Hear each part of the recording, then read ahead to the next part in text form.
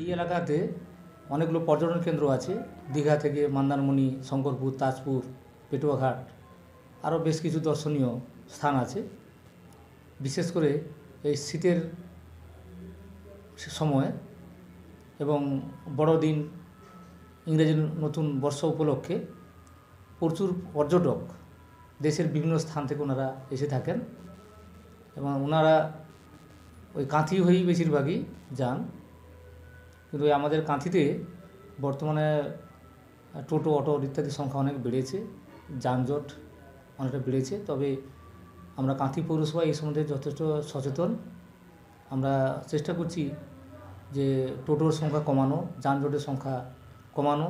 তার জন্য ট্রাফিক ব্যবস্থাপনা আগের তুলনায় অনেকটা পরিমাণে উন্নত করা হয়েছে, সচল করা হয়েছে।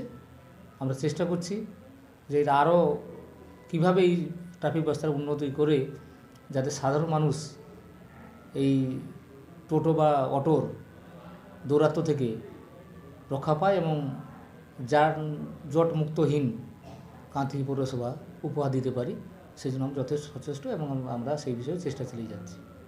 Thank you. এই এলাকাতে